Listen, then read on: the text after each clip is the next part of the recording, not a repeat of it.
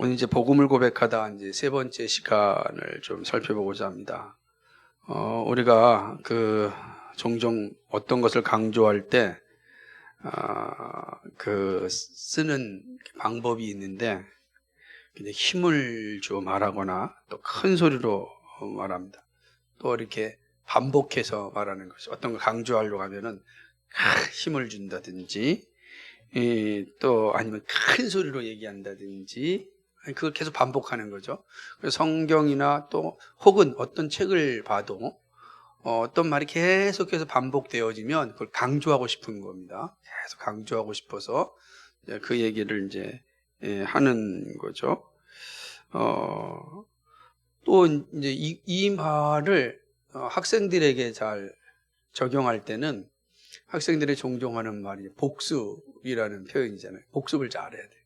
그러니까 복습은 계속해서 이제 배운 거를 또다시 또 공부하고 공부했던 걸 또다시 공부해서 그 공부한 것이 그냥 나의 어떤 이 머릿속에 확 박혀가지고 어떤 순간에도 흔들리지 않게 나오는 거죠. 그래서 아무리 문제를 맞고 와도 계속 복습한 사람은 그 문제의 그 원천을 이제 잘 끄집어내죠. 원리를 끄집어내서 그 원리에서 이렇게 응용했다는 것을 이제 알게 되는 거죠. 그래서 근데 복습하지 않으면 그게 잘 안 보이거든요. 모든 학문이 다 그렇습니다. 복습하면은 잘 보이는데 복습하지 않으면 잘 안 보여요. 근데 성경을 읽을 때도 그렇습니다. 성경도 한 번 읽어서는 그 의미가 잘 보이지 않는데, 이게 이제 반복해서 읽게 되면 그 의미, 원래 우리에게 주시고자 했던 의미가 이게 잘 드러나죠. 그래서 설교는 사실은 이게 뭐 특별하거나 아주 뭐 대단한 것을 전하는 것이 아니라 성경에 기록되어 있는 보편적인 말씀. 하나님께서 우리에게 뭐 비밀을 막 꼬아가지고서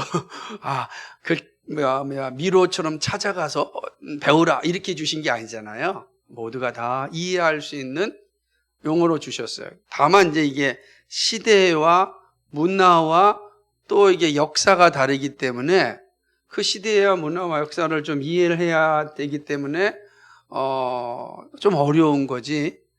그러나 그 시대 사람들에게 그 내용이 어려운 게 아니었다. 다 이해되는 거고. 그런 측면에서 이제 이 말씀을 자주 반복할 때 하나님께서 우리에게 말씀하시는 것이 무엇인지를 알게 되고, 그 알게 되면 될수록 우리는 정말 하나님 아는 지식 가운데 나아가게 되는 것입니다. 그런 측면에서 오늘 이게 15장 1절은 강조와 복습을 좀 보여주고 있습니다. 이 말이 어떤 의미냐면, 우리 이제 15장을 보고 있는데, 이 15장을 이해하기 전에 고린도전서는 이제 12장부터 14장을 좀 생각을 해야 돼요. 그러니까 우리가 12장, 14장을 다 공부할 건 아니고, 12장, 14장의 핵심은 뭐냐면 은사에 대한 설명입니다. 은사, 교회 안에 있는 은사가 어떻게 주어졌고 그 은사의 목적이 무엇인지를 잘 이제 설명하는 것이죠. 바울이 이제 은사에 대해서 길게 설명한 이유는 교회에 나타난 은사에 대하여 분명히 이제 하고자 하는 말이 많았기 때문에 그러죠. 내가 무엇인가를 좀 강조하고 싶으려면은 이미 그거에 대해서 좀 자세하게 좀 설명하고 싶은 거죠. 그래 자세히 설명해서 듣는 사람으로 하여금 이거를 말씀하시구나 하는 거구나 라고 하는 것을 이제 깨닫게 하게 하는 게 이제 말을 이제 많이 자세하게 설명하는 내용인 것입니다. 그래서 이제 12장부터 14장까지는 교회를 세우는 은사에 대해서 정말 자세히 생기고, 이 은사가 얼마나 중요한지, 은사를 바르게 활용할 때 교회가 얼마나 건강하게 세워지는지를 이제 이야기합니다. 13장에서는 이제 우리가 잘 아는 사랑장이잖아요. 그러니까 12장, 13장, 14장인데 그 은사가 가장 발현을 잘 되려면 사랑으로 해야 한다. 이 사랑이 없이는 울리는 꽹과리와 같기 때문에 사랑이 정말 중요하다. 그래서 12장, 14장은 이제 이런 교회를 세우는 데 있어서 은사와 그 은사를 잘 발현시키는 데 필요한 사랑, 이런 것들을 이제 설명을 쭉 했습니다. 그러고 난 뒤에 15장에 와서 복음을 설명합니다. 바로. 그러니까 15장의 전체적인 주제는 사실 예수님의 부활이 강조된 겁니다. 15장 전체를 보게 되면 예수님의 부활에 대하여서 바울이 아주 강조하고 있습니다. 그런데 바울이, 그러니까 이제 보세요. 교회 은사를 강조하고, 그리고 이제 그 15장에 와서 부활을 이제 이야기하는 거예요. 그러니까 전체적으로 이런 구조가 있는데, 그 부활을 이야기하기 전에 서두에서 복음에 대한 정의를 다시 내립니다. 자, 이 복음에 대한 정의를 다시금 내리고 이제 부활을 이야기하는 것은 이제 볼 수가 있습니다. 그 부활에 대한 이야기하기 전에 복음을 정의한다는 것은 부활을 잘 이해하려면 뭐가 필요하다는 거예요? 복음에 대한 정의가 바로 있어야 되는 거예요. 반면에 교회를 바르게 세우고 또 건강하게 세우려면 또 어떻게 됩니까? 복음 안에서 모든 것이 다 이렇게 하나로 집약해야 됩니다. 그래야만 교회도 바로 세워지고 또 교회에 세워진 우리들이 부활에 대한 바른 이해를 또 가질 수가 있다라고 하는 거죠. 그렇게 이제 정의하고 있는 모습을 보게 되는 것입니다. 자, 그렇다고 한다면 바울이 이제 우리에게 주고자 하는 이 복음에 대한 정의가 어떤 것인지, 그렇죠? 복음이 무엇인지, 이걸 이제 생각해 보고자 합니다. 왜냐하면 복음에 대한 바른 정의를 갖고 복음 위에 굳건하게 서 있을 때 우리는 구원 얻는 자리에서 흔들리지 않고 믿음의 길을 걸어갈 수가 있습니다.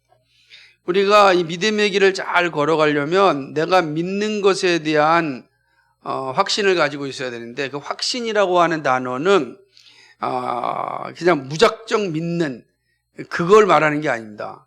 맹신을 의미하는 게 아니에요. 확신은 정확한 이해 속에서 나타나는 인격적 고백이 확신입니다. 내가 어떤 내용을 정확하게 알고 그거에 대해서 내가 인격적인 고백을 할 때 내가 확신을 가질 수가 있는데, 그러지 않으면 무조건적으로 믿게 되는 맹신에 이르게 되는 거죠. 그것은 하나님께서 우리에게, 그리스도께서 우리에게 원하는 그런 자세는 아닙니다. 그래서 이 복음을 아는 게 참 중요한 거죠. 그래서 우리가 이 믿음의 길을 자신 있게 가려면 우선적으로 이 복음이 무엇인지 잘 알아야 됩니다. 복음을 알지 못하면 구원 얻는 믿음을 가질 수 없습니다. 그러니까 맹신은 결코 구원 얻는 믿음이 되지 못합니다. 그러니까 많은 사람들이 믿습니다 하는데 뭘 믿습니까? 이렇게 질문했을 때 뭘 믿는 게 중요한 게 아니라 그냥 믿는 게 중요합니다, 이렇게 이야기하면 구원에 이르는 믿음이 아니라는 거죠. 그래서 뭘 믿습니까? 근데 난 예수님 믿습니다. 맞아요. 근데 예수님이 어떤 분입니까? 라고 했을 때 그거에 대해서 말하지 않으면 그 역시 맹신이 되는 거죠. 그거는 구원 얻는 믿음에 이르는 것이 아니다. 근데 많은 사람들이 이런 문제에 서 있을 수 있습니다. 그래서 세례를 줄 때에 정말 그리스도에 대한 분명 고백이 있어야 세례를 받는 거거든요.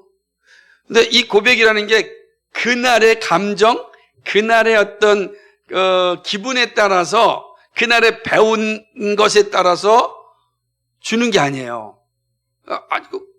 정말로 그리스도를 아는 지식에 대한 확신이 세워져서 인격적으로 내가 그리스도를 잘 고백할 때 우리는 세례를 주는 겁니다. 그래서 세례를 받고자 하는 분들은 정말 내가 예수 그리스도에 대한 확신이 있는지를 잘 점검해야 되는 거예요. 시간이 돼서 때가 돼서 받는 게 아니라 분명히 되죠. 물론 그렇다고 세례 받았다고 해서 우리의 믿음이 막 그냥 화라산처럼 일어나는 건 아니죠. 여전히 침체될 수도 있고 어려울 수도 있지만 뭐는 분명한 거예요? 예수 그리스도가 누구인지 그 아는 지식은 분명한 거예요. 그러니까 그거에 근거해서 내가 세례의 자리에 이르게 되는 것입니다. 복음을 바로 할 때 구원받는 자의 삶을 확신하게 살 수가 있는 거죠. 그래서 바울은 복음을 바로 알기를 강조하죠. 오늘 1절 말씀이 뭐냐면 형제들아 내가 너에게 전한 복음을 너희로 알게 하노니. 너희가 바울이 지금 이 서신을 보낸 고린도 교회를 향하여 복음에 좀 바로 알았으면 원하는 게 보이는 거예요. 복음을 내가 전하는데 바로 알았길 원한다라고 하는 거죠. 우리가 이미 살펴봤듯이 복음은 유한겔리온 기쁜 소식 아닙니까? 그러니까 이 기쁜 소식을 너희로 알게 한다라고 하는 것입니다. 우리는 이게 고린도 교회에 대해서 단지 거기에 문제가 많은 교회요, 이단이 많은 교회요, 우상이 많은 교회요 라고만 생각하지만 그리스 역사를 보게 되면 고린도는 정말 다양한 그 영향을 가지고 있는 교회인 겁니다. 혹시 여러분 그 오이디푸스 왕이라고 하는 그 그리스 비극에 대한 이야기 아시죠? 오이디푸스요, 그죠? 이 사람이 고린도의 왕자란 말이에요. 고린토스. 그러니까 되게 유명한 내용들이 일어나는 지역이 이제 고린도입니다. 고린도는 말 그대로 어마어마한 우상이 많이 있고 반면에 그리스 역사에서도 되게 중요한 역할을 하고 있는 지역이에요. 그런 지역에 사실은 복음이 들어가고 교회가 세워진다는 건 정말 하나님의 어떤 주권적인 사역이 아니면 어려운 겁니다. 마치 오늘날로 얘기하면 사우디아라비아나 또 이란이라든지 이런 정말 아주 강력한 이슬람 국가에 교회가 세워진다는 것과 같은 거예요.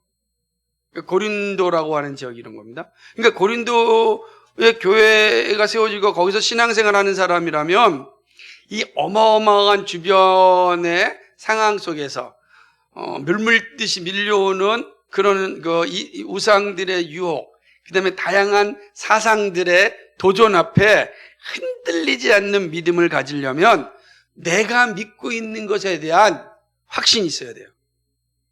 그 확신은 정확히 알고 인격적 고백이라 그랬잖아요. 그러니까 이것이 없이는 완전히 흔들 수가 있는 겁니다. 사실은 오늘 우리 시대를 보면 마치 이런 기분이 드는 겁니다. 마치 고린도 지역에 있는 교회처럼 느껴져요.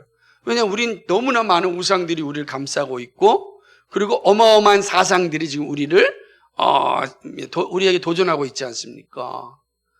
저는 앞으로 나라는 점점 진보적이 될 겁니다.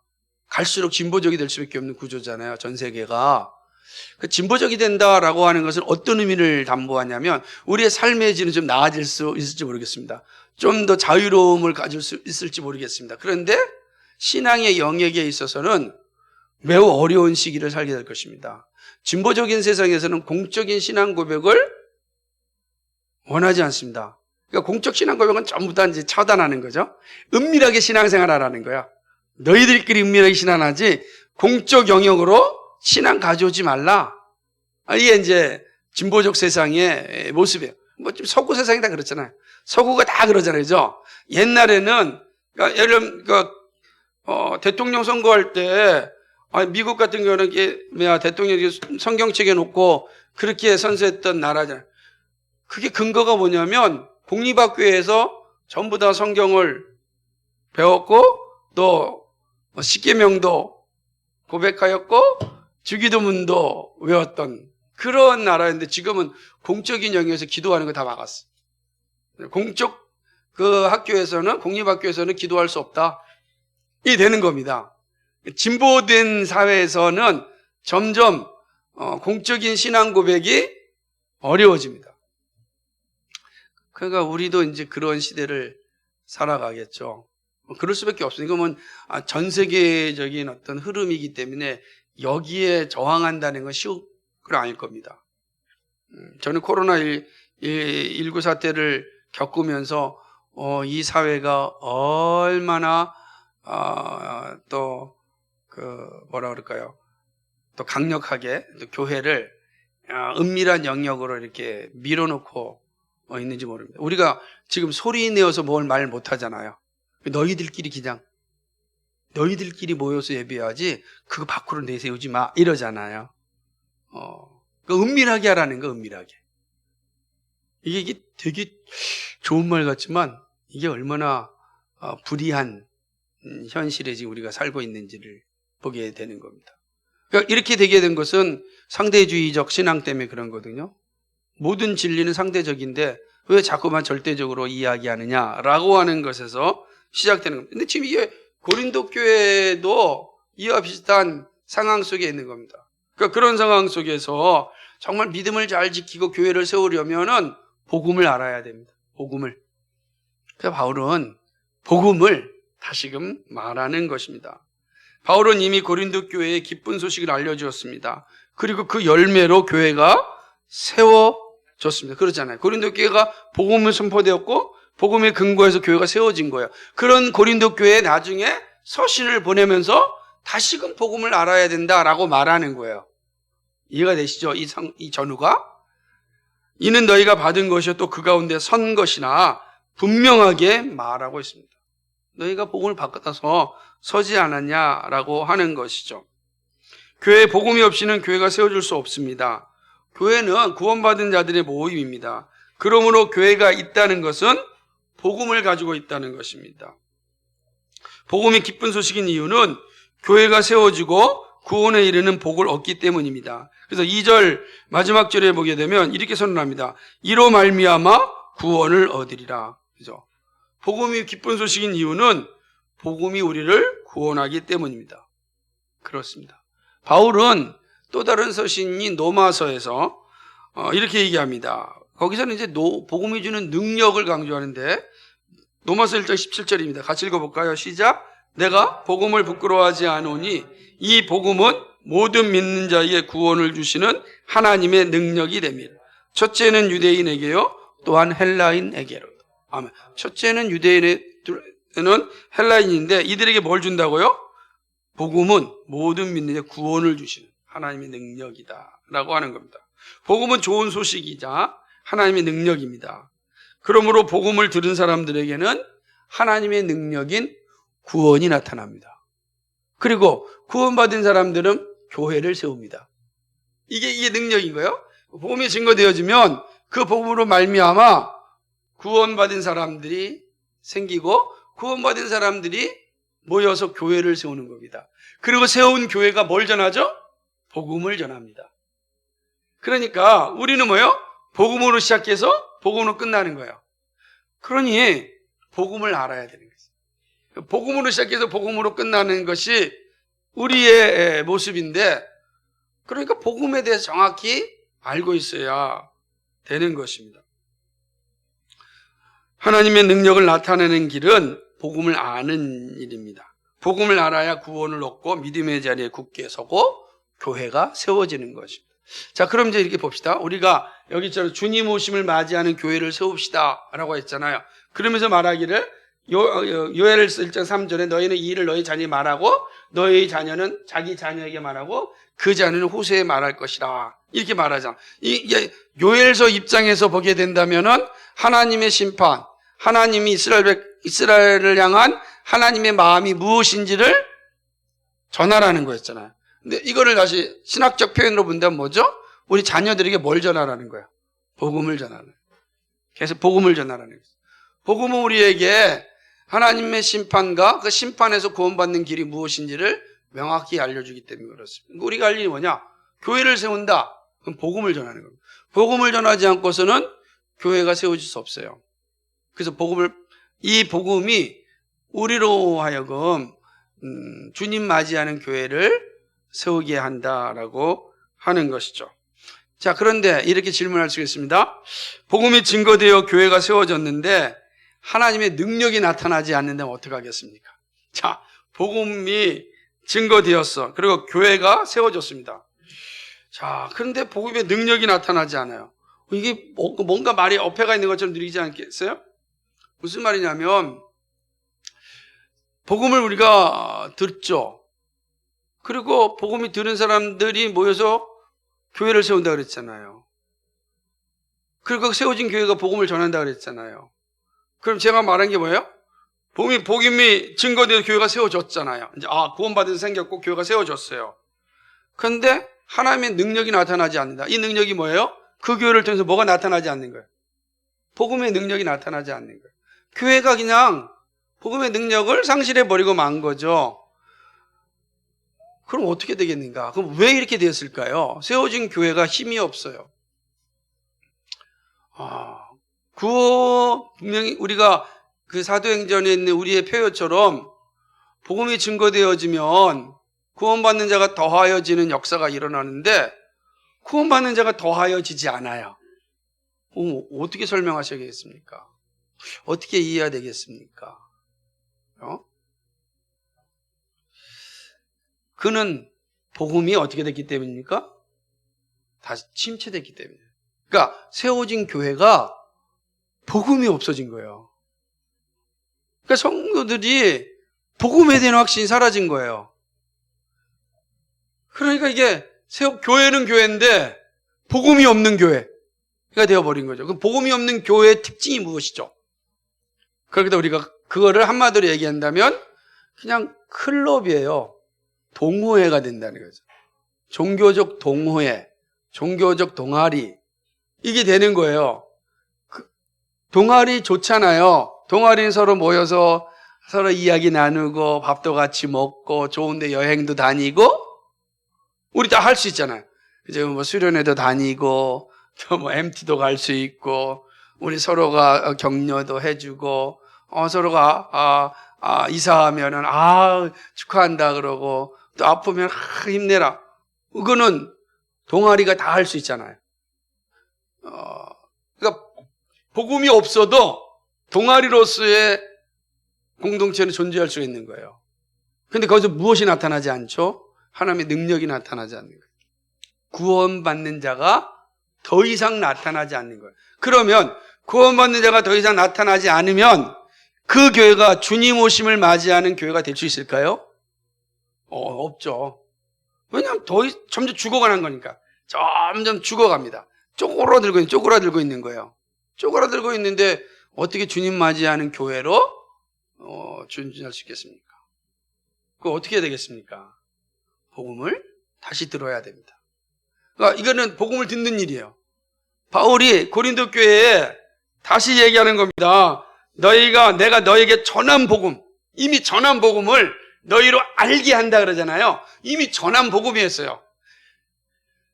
그래서 고린도 교회가 세워졌어요. 그런데 뭐예요? 지금 들려오는 소리가 뭡니까? 복음 없는 교회예요. 고린도 교회가. 복음 없는 교회, 하나님의 능력이 나타나지 않는 교회로 되어 있는 거예요. 그래서 내가 다시 전한다는 거예요. 그래야 하나님의 능력이 나타나기 때문에 그런 것입니다.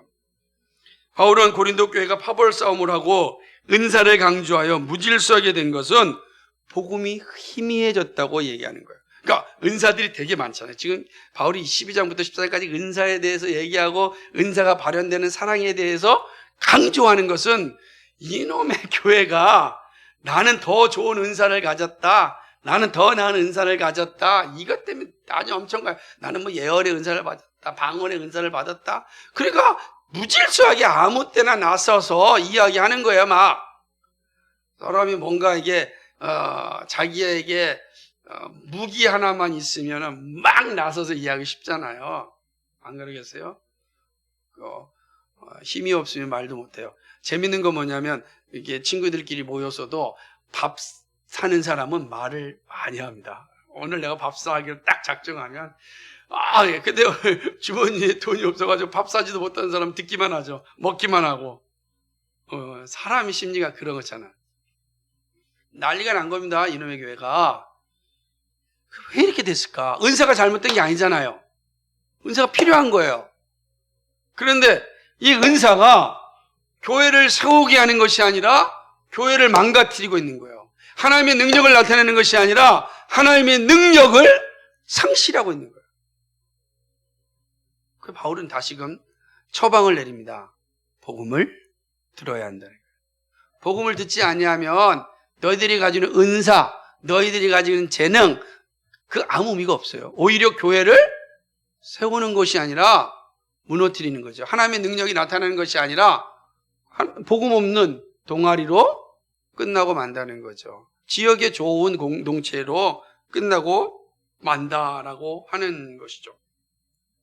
고린도 교회는 시간이 흘러가면서 복음이 사라졌습니다. 복음보다는 다른 것으로 되쳐왔죠. 그러니까 시간이 지나면서 복음이 사라지니까 그리스도의 향기보다는 인간의 악취가 교회를 휘감는 것입니다. 스펄전 목사님이 이런 모습을 향해서 이렇게 말했는데 우리 같이 한번 읽어볼까요? 시작. 기도에서 진정 성도답게 기도하고 평소에도 참된 성도답게 행동하는 자들이 교회 내의 모임에서는 갑자기 마귀가 될 수 있다. 야, 기도할 때는 쫙라고 기도하는데 갑자기 소모임이나 모이거나 아니면 이런 거죠. 공동회를 모였어요. 재직회를 모였어요. 근데 갑자기 뭐가 될 수 있다는 거예요? 마귀가 될 수 있다는 거예요. 기도에서는 쫙 주님의 뜻대로 행하겠습니다 했는데 재직회나 공동회에서는 서로의 사랑 없는 말로 서로의 마음에 상처를 주고 마귀가 될 수 있는 거죠. 여러분, 교회를 세울 때 우리는 다 부족한 것 투성입니다. 다 부족하죠. 완벽하면 얼마나 좋겠어요. 완벽할 수가 없어요. 지상의 교회는 더더욱 그래요. 그렇기 때문에 우리는 서로가 큰 악이 아니죠. 실수라면 언제든 용납해야 돼요. 서로 받아주고 왜 그런지 찾아보고 서로 이해해주고 그래야 돼요. 그러지 않으면 마귀가 되는 거예요. 마귀의 특성이 뭡니까?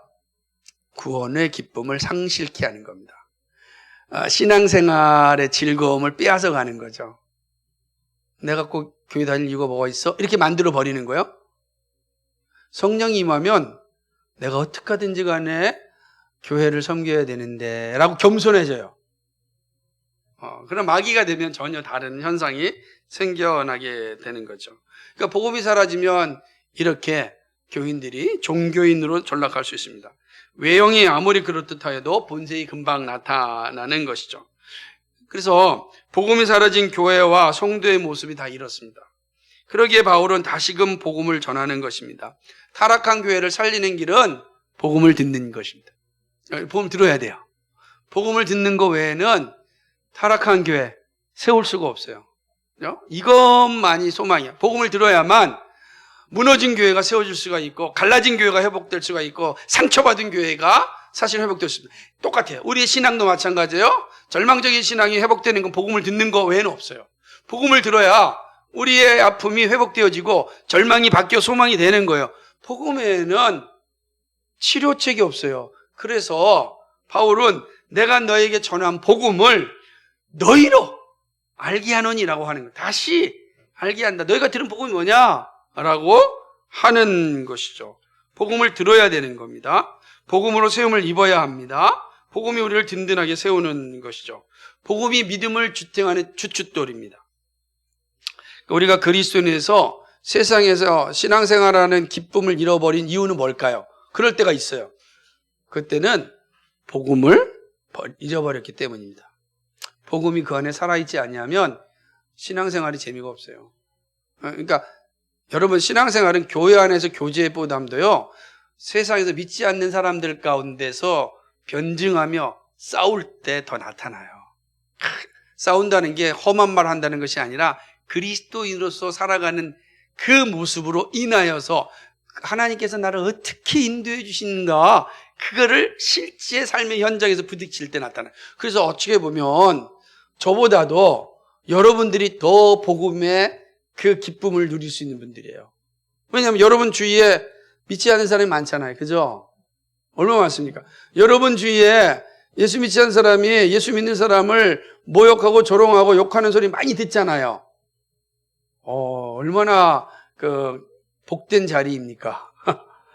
그 자리 복된 자리예요. 왜 그렇죠? 그런 자리 속에서 살아계신 예수 그리스도, 그 주님을 믿는 게 흔들리지 않고 더더욱 나를 돌아보는 거죠. 그래. 내가 남의 눈에 들보를 보는 것이, 티끌을 보는 것이 아니라 내 눈에 들보를 봐야지. 라는 생각이 들고, 그리고 안타까움 생기잖아요. 저렇게 살지만 결국은 하나님 없는 인생으로 끝나고 말 텐데 라는 생각이 들잖아요. 그때 우리에게 위로가 되죠. 야, 그래도 나에게는 그리스도께서 나를 위해서 사랑하신다. 그 십자가의 사랑이 있고 성도들이 나를 위해서 여전히 기도해주고 있는 그 동지가 있고, 믿음의 동지, 하나님의 사랑이 막 그 상황 가운데 나타나잖아요. 그 기쁨을 누리는 거야. 그죠? 내가 절망할 이유가 없다라는 생각이 드는 거죠. 그게 중요한 겁니다. 그러니까 여러분들은 정말 복음의 기쁨을 충만하게 누릴 수 있는 최적의 장소에 있다라고 하는 것입니다. 복음을 알지 못하고 받지 않으면 결코 우리는 교회를 세울 수도 없고 그리고 넘어질 수밖에 없습니다. 아시아의 7교회 가운데 하나였던 에베소 교회가 책망을 받고 무너진 것은 바로 복음을 망각하였고 잊어버렸기 때문입니다. 예외가 없어요. 복음을 잊어버리면 다 무너집니다. 그러니까 아시아 7교회는 정말 대단한 교회거든요. 정말로 참 멋지게 세워진 초대교회였는데 결국은 하나님의 책망을 받잖아요. 처음 사랑 잊어버렸다. 처음 행위를 가지라. 그럼 처음 사랑, 처음 행위가 뭘까요? 복음이거든요. 내가 너에게 전한 복음, 그걸 잃어버렸다는 거죠. 그걸 잃어버리고, 여러분 예수님이 우리를 향한 사랑이 뭐예요? 복음이에요. 우리를 구원하신 그 십자가의 복음, 그게 사랑인데 그 잃어버린 거예요.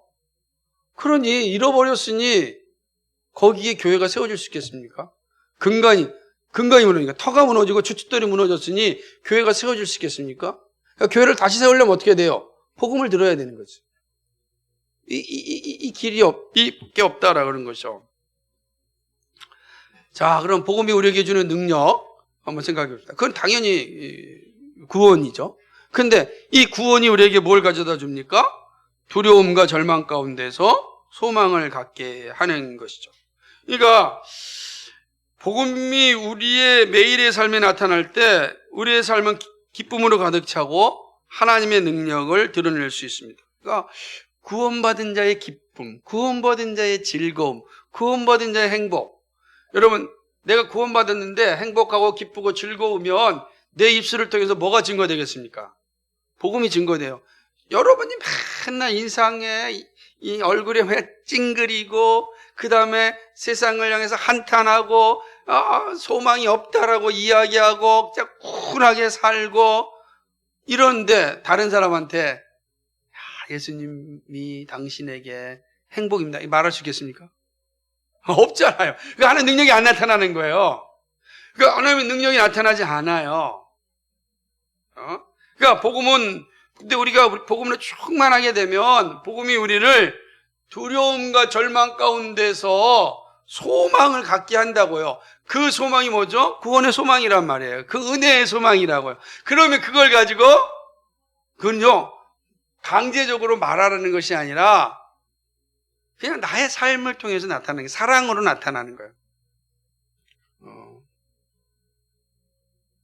예수 천국, 불신 지옥 이렇게 말하는 게 아니라 정말 예수 믿음이 천국인지를 나의 삶이 드러내는 겁니다. 그게 복음의 능력이다라고 하는 거죠. 그러나 복음을 알지 못하는 사람은 두려움과 절망 가운데 살아가죠. 여러분 정말 그렇습니다. 그러니까 복음을 알지 못하는 사람들은 자신들의 복음을 만들거든요. 자신들의 기쁜 소식. 그 기쁜 소식이 있을 때만 불안하지 않습니다. 그 자신들이 만든 기쁜 소식이 있을 때만 두려워하지 않습니다. 절망에 빠지지 않죠.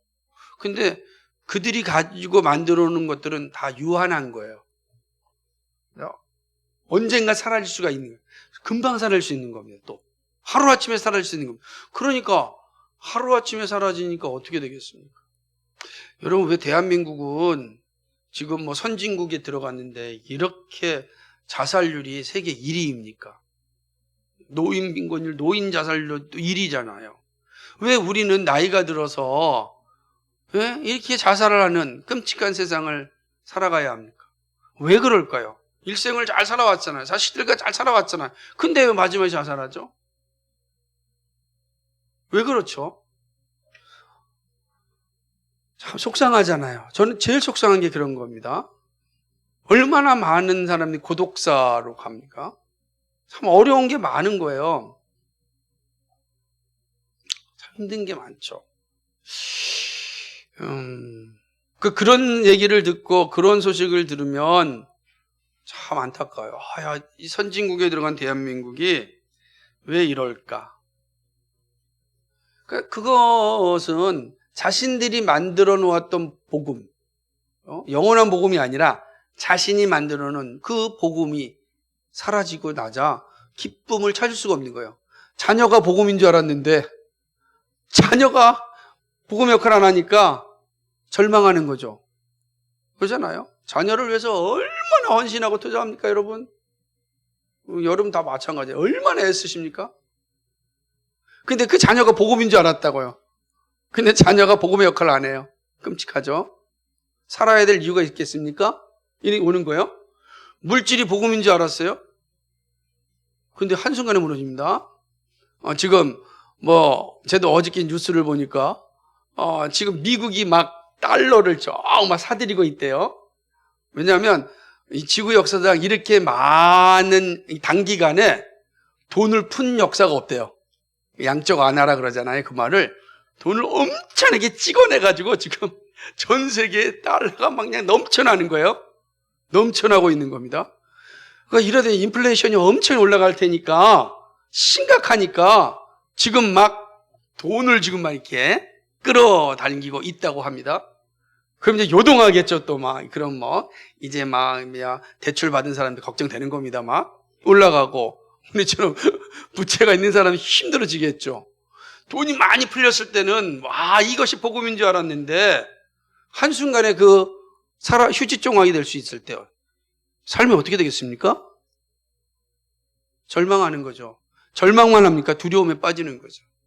그러니까 사람들이 자신들이 만들어 놓은 이 복음이 자신들에게 영원한 소망을 주지 않음을 알게 될 때 이 무서움과 이 두려움과 절망 속에 떨어지는 거예요.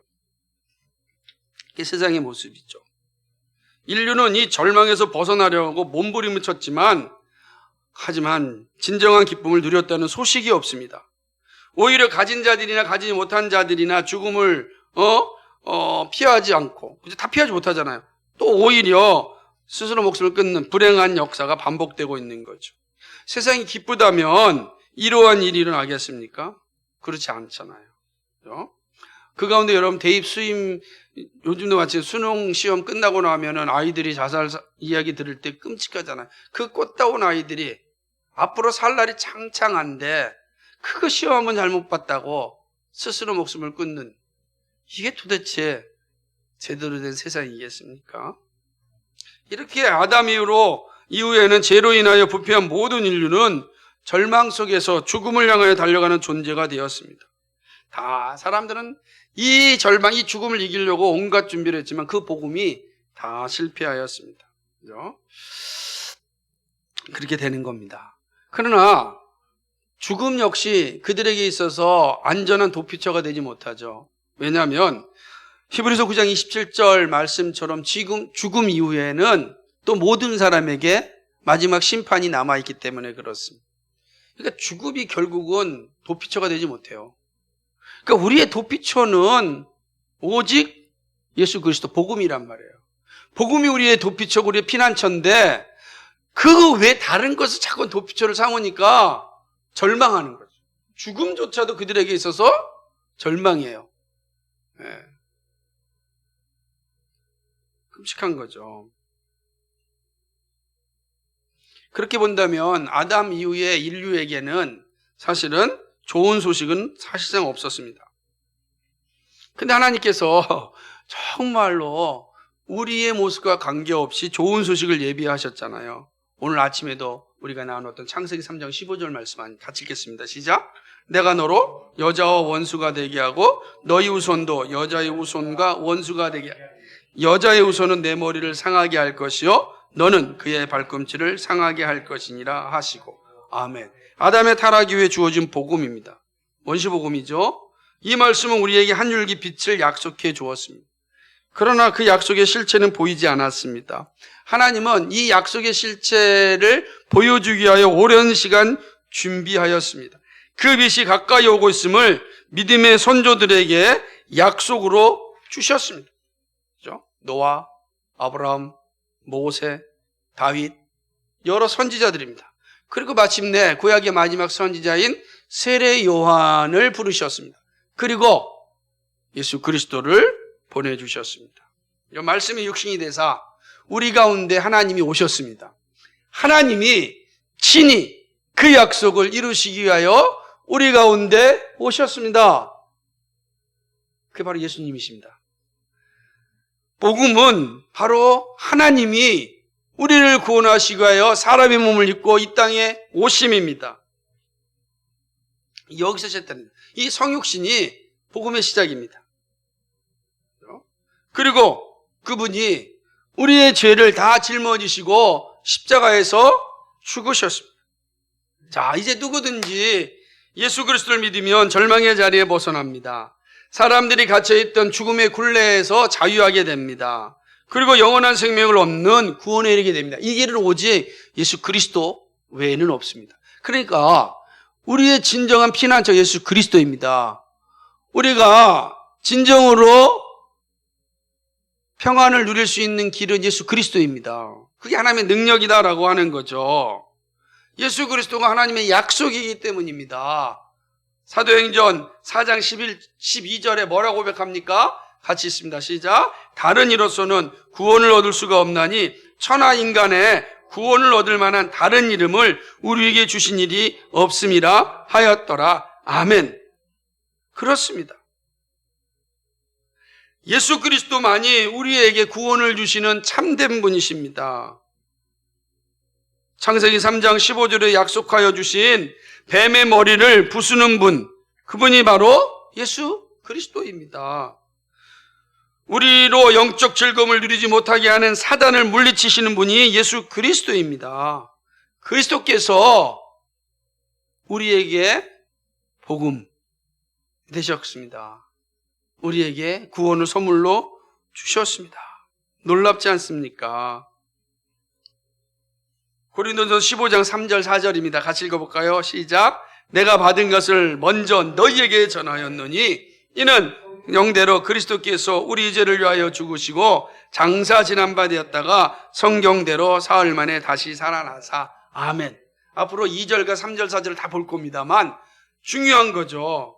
예수 그리스도께서 하나님의 약속대로 오셨습니다. 절망 가운데 오셔서 절망을 정복하셨습니다. 죽음을 정복하셨습니다. 죄의 굴레에서 벗어나게 하였습니다. 구원의 영광과 자유와 기쁨을 주셨습니다. 복음이 들어오면요, 우리로 하여금 절망 가운데 머물지 못하게 합니다. 복음이 그런 역할을 하는 거예요. 복음이 들어오면 우리로 하여금 두려움 가운데 머물지 못하게 합니다. 복음이 들어오면 우리로 하여금 절망을 이기고 소망을 바라보게 합니다. 그 복음이 들어있는 자는 그래서 소망을 가지고 살 수밖에 없다라고 하는 것이죠. 그래서 우리가 날마다 드려야 될 건 복음이에요. 예수 그리스도다라고 하는 것이죠. 사랑하는 여러분, 자, 우리가 사는 현실이 어떠합니까? 세상에서 사는 게 쉽지 않잖아요. 힘들잖아요. 다 힘들다고 아우성입니다.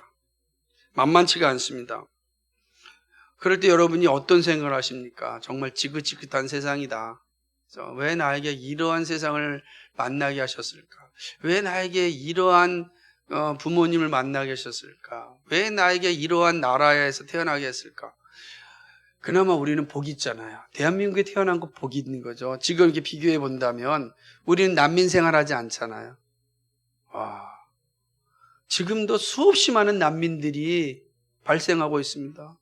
시리아 난민들은 정말 끔찍합니다. 유럽에서 시리아 난민들 받아들 줄 알고 저기 옛 소련 제국들로 갔다가 거기서 정말로 다시금 그 근대에 의하여서 죽임을 당하고 있습니다.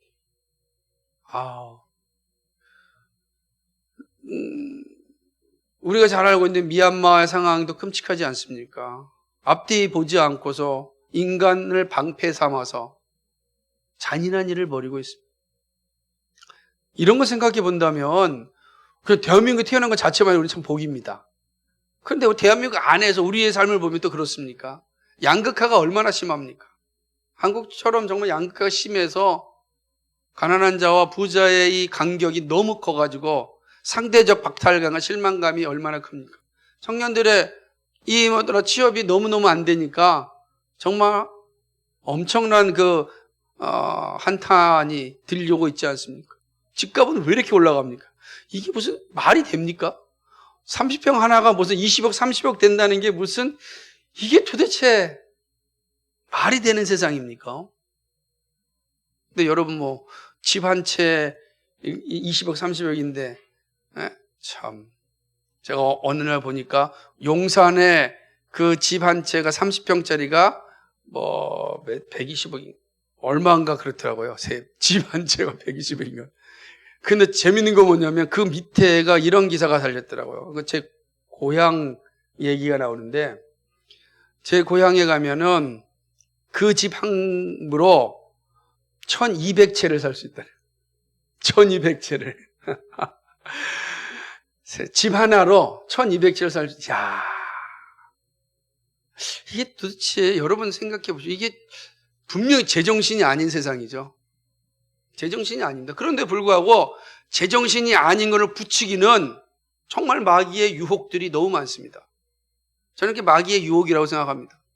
그 마귀의 유혹들이 곳곳에 뻗쳐 있어서 살아갑니다. 그 유혹을 뿌리쳐야 되는 그리스도인들도 그 유혹에 동참해서 같이 희희낙락하고 있는 게 오늘 현실이기도 합니다. 사는 게 쉽지 않죠. 그렇죠? 사실은 이러한 세상에서 핑계대기 시작하면 한도 끝도 없습니다. 한도 끝도 없는 거죠. 예. 저는 그래서 예전에 이런 말 정말 많이 했어요. 우리 부모님은 정말 갑보였는데 망해가지고 제가 이렇게 산다. 이런 소리 정말 많이 들었거든요. 여러분도 혹시 그렇습니까? 여러분 부모 세대 할아버지가 정말 갑보였는데 지금 여러분은 막 평범하게 사십니까? 또 그게 무슨 의미가 있겠어요? 이게 핑계대기 시작하면 사람이 한도 끝도 없어요. 인생이 정말 피곤하죠. 슬픈 일이 됩니다. 그렇다고 해결할 것도 아닌데, 그죠? 사랑하는 여러분, 하나님께서 우리에게 복음을 주신 것은 삶을 한타거나 슬퍼하며 살라는 것이 아닙니다.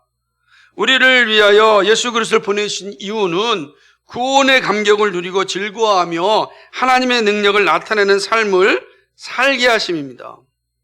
그래서 여러분은 어떠세요? 구원의 감격을 누리고 살고 있습니까?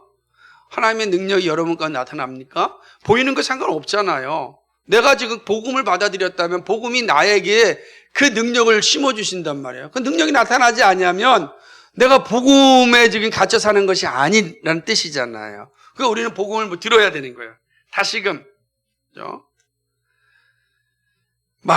구원의 감격이 사라지고 삶의 기쁨을 누리지 못할 때 행복해하는 존재는 마귀 외에는 없습니다. 마귀가 기뻐하면 하나님은 슬퍼합니다.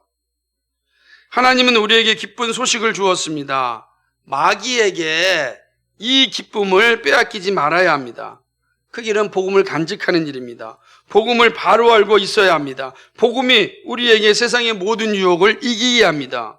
그리고 담대하게 복음의 능력을 나타내야 합니다. 복음의 능력은 하나님의 영광을 삶의 영향에서 나타내는 일입니다. 구원을 증거하는 것이요, 소망을 가지고 살아가는 모습을 보여주는 거죠. 복음은 우리로 하여금 주눅들며 살게 하지 않습니다. 복음은 우리로 하여금 하나님 나라를 확장하게 합니다. 어디에서든지 예수 믿음을 자랑하고 부끄러워하지 않습니다. 그리고 복음에 합당하게 살아갑니다. 저는 앞서도 말씀드렸듯이 앞으로 공적 신앙 고백을 하려면 고난을 받아야 될 것입니다. 여러분 가족들에게도 고난을 받아야 될 겁니다. 우리 이웃들에게도, 우리 친구들한테도 고난을 받아야 됩니다. 고난을 받아야 됩니다. 참 어려운 시대를 살아갈 겁니다. 그러니까 너가 나를 만날 때는 예수 믿지 않는 사람처럼 만나자라고 얘기를 해요. 여러분, 이게 얼마나 무서운지. 제가 만날 때는 예수 믿는 사람처럼 만나자 이 표현을 못하고 이제 이 사람들이 예수 믿지 않는 것처럼 만나자라고 얘기하면 그럼 어떻게 해야 되겠습니까? 예수 믿지 않는 것처럼 만나면은 이 세상의 방법대로 교제하자는 겁니다. 그런 세상에서 아니다, 나는 그렇게 살지 않겠다 한다면 핍박이 있을 수밖에 없죠. 고난이 우리에게 올 겁니다. 그때 그 순간에 예수 믿음을 자랑하십시오. 그로 인해 고난받을 때 고난을 즐거워하십시오. 고난을 감당하시기 바랍니다. 여러분 이제 앞으로 고난받는 연습을 열심히 해야 될 겁니다. 앞선 세대 말고 여러분 젊은 세대들은 정말 고난받는 연습을 열심히 해야 돼요. 그러지 아니하면 여러분의 부모 세대와 다른 세상을 살아갈 겁니다. 부모 세대처럼 편안한 신앙생활이 여러분에게 주어지지 않을 겁니다. 고난받는 걸 잘 준비해야 됩니다. 앞선 세대들은 하나님이 주신 은혜로 잘 살아왔습니다. 우리가 이걸 잘 물려줘야 돼요. 예수 믿음이 얼마나 기쁘고 즐거운 것인지 잘 물려줘야 됩니다. 그래야 우리가 주님 맞이하는 교회를 세울 수가 있다라고 하는 것이죠. 주님이 오실 때까지 우리가 잘 견디어서 주님이 주시는 이 세상이 우리에게 주고 있는 시련, 또 시험을 잘 견뎌내야 될 것입니다. 자, 그런 측면에서 우리 모두가 함께 시련을 이기고 하나님 나라를 세워가며 받은 복음을 참 전하며 살 수 있기를 소망합니다. 우리에게 정말 중요한 과업이 되었습니다. 정말 이전과는 다른 과업입니다. 예를 들면 여러분 지금 신학대학원이 미달입니다. 미달. 신학대학원이 앞으로 10년이 지나면 이제는 목회자들이 점점 희소해질 겁니다. 다시 말한다면 지금도 교육 전도사님을 뽑는 게 마치 하늘의 별 따기처럼 어렵답니다. 그만큼 없다는 거예요. 그렇죠? 구하고 싶어도 구하기 어려운 시대가 됐다. 신학생들이 지원하는 게 없으니까. 예전에는 기존에 교육부가 인준한 신학교 말고 교단이 인준한 신학교에도 신학생들이 많았기 때문에 교육전사님 수급하는 데 문제가 없었어요. 근데 이제는 아예 없어요. 아예 없습니다. 5명, 4명 이렇습니다. 한 학년에. 이게 아무것도 아닌 것 같지만 어려운 시대를 살아갈 겁니다. 어려운 시대. 그러므로 지금 하나님께서 은혜를 베풀 때 마음껏 누리십시오. 우리 청년들은 여러분 사실은 우리 정대원 선교사님이 있을 때 마음껏 사랑을 받고 누리세요. 언제 그 사랑을 받고 누릴 수 있는 기회가 없을지 모릅니다. 저랑 함께 사랑하고 누리면 좋겠지만 얼마나 여러분 싫어합니까? 그죠? 제가 다 압니다. 여러분 그렇게 사셔야 됩니다. 사랑하는 성도 여러분, 여러분 정말 우리 함께 복음으로 똘똘 뭉쳐야 됩니다. 목사가 바른 복음 전하기 위해서 여러분 열심히 기도해 줘야 돼요. 외쳐야 돼요. 목사님 복음을 전해달라고 외쳐야 됩니다. 그래야 돼요. 그것이 여러분이 할 일입니다. 그리고 저 역시 복음을 외치기 위하여 몸부림칠 겁니다. 우리는 그렇게 해야 이 험악한 시대를 이겨낼 수 있습니다. 그리고 우리의 교회를 남겨줄 수 있습니다. 저는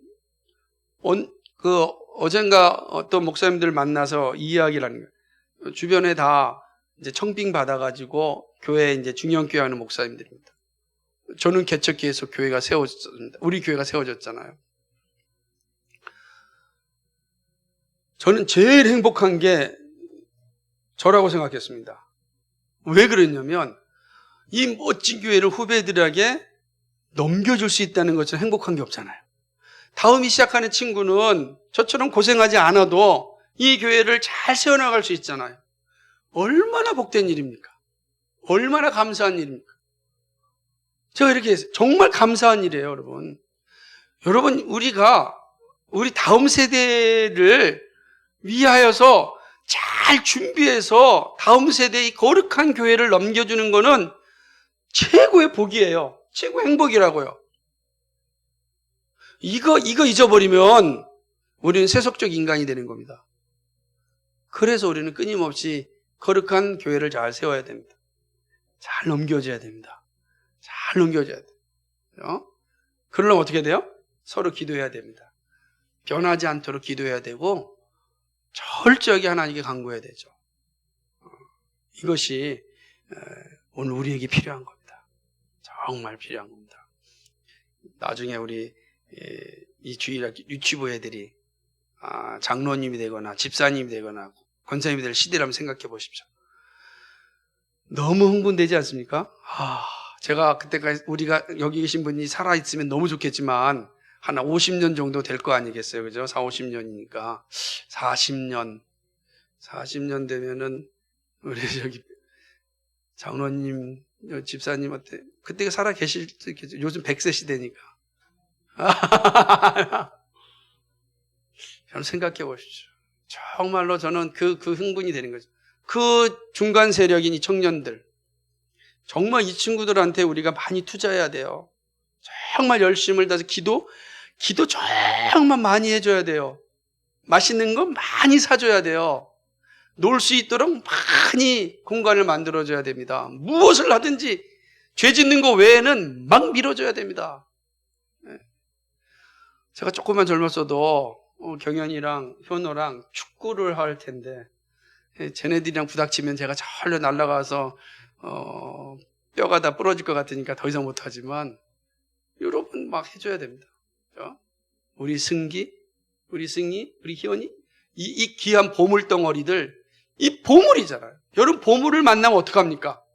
갈고 닦고 안고 막 그러잖아요. 보물을 만났는데 이 보물들 앞두고서 여러분 우리가 뭐 하겠어요? 이 보물들을 잘 닦아서 이 보물들 잘 키워야 되지 않겠어요? 그러니까 우리에게 주어진 이 보물들 우리가 잘 감당하면 거룩한 교회를 넘겨주실 겁니다. 우리가 이 일에 함께 할 수 있기를 주님의 이름으로 축복합니다.